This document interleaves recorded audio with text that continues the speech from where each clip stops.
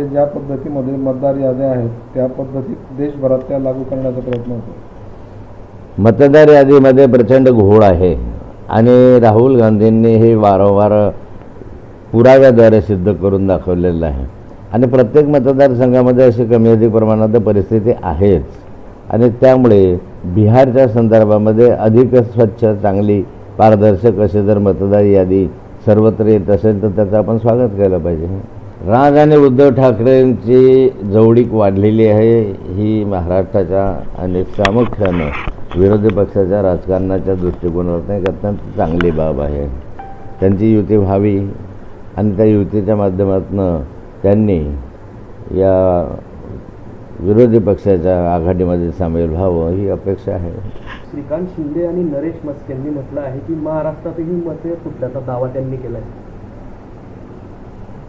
महाराष्ट्रातील मते फुटल्याचा दावा त्यांनी केला आहे, तो आरोप आहे।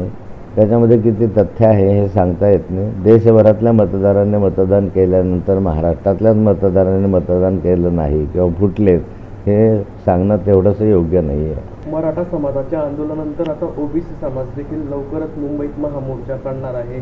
ऑक्टोबर महिन्यात 9 ऑक्टोबर रोजी हा मोर्चा मुंबई पार्कमध्ये पार पडण्याची शक्यता आहे। वारंवार माननीय मुख्यमंत्र्यांनी हे सांगितलेलं आहे की मराठा समाजाला आरक्षण देत असताना ओबीसींच्या आरक्षणाला धक्का लागणार नाही आणि या ठिकाणी जर हैदराबाद गॅजेट, सातारा गॅजेटच्या माध्यमातून ओबीसींच्या आरक्षणाला धक्का लागत असेल तर ओबीसी ही त्या संदर्भामध्ये आपल्या मागण्यांसाठी मोर्चे वगैरे काढण्याच्या भूमिकेमध्ये आज दिसतो आहे।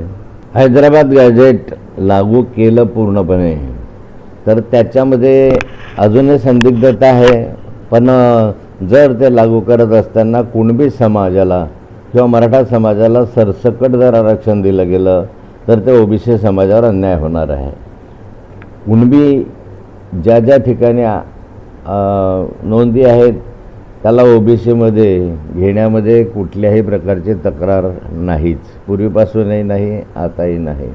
परंतु सरसकट याचा अर्थ असा आहे की साराचा सारा मराठा समाज जर त्याच्यामध्ये घातला तर 3500 जाती ह्या ओबीसीमधल्या आहे, संख्या ही त्याच्यापेक्षा मोठी आहे आणि मग ओबीसीमध्ये साधारण 3-4 कोटी मराठा समाज जर त्याच्यामध्ये समाविष्ट झाला तर ओबीसींवर अन्याय झाल्यासारखाच वाटेल आणि म्हणून हैदराबाद गॅजेटच्या संदर्भामध्ये काही मंडळी न्यायालयामध्ये दार ठोठावतात।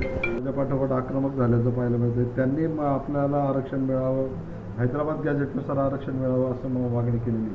अलीकडे मराठा समाजाने ओबीसीमध्ये आम्हाला समाविष्ट करावं म्हणून जे आंदोलन केलं आणि त्या आंदोलनानंतर आता वेगवेगळे समाज रस्त्यावर यायला लागलेले आहे।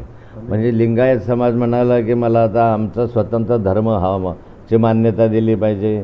आता बंजारा समाज म्हणतो या ठिकाणी आम्हाला शेड्यूल्ड ट्राईबमध्ये समाविष्ट केलं पाहिजे, त्यांचे आता मोर्चे सुरू झालेले आहेत आणि अशा स्वरूपाचं एक आंदोलनात्मक भूमिका अजूनही काही समाजांनी घेतलेली आहे आणि मला वाटतं की हे या ओबीसी समाजामध्ये जशी भानगड लागली तशी आता समाजामध्येच भानगडी लावण्याचं काम राज्य सरकारच्या माध्यमातून सुरू आहे।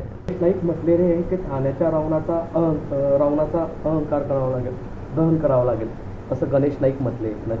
असं सरकारमध्येच एकमेकांच्या विरोधात एकमेकांच्या छातीवर त्यांचेच मंत्री बसत आहे आणि गणेश नाईकांची भूमिका ही भाजपच्या दृष्टीनं पाहिली तर योग्य जरी असली तरी हे जे आहेत ते महायुतीमध्ये आहे आणि ठाण्याचा रावण म्हणजे त्या ठिकाणी एका अर्थानं एकनाथजी शिंदे आहे।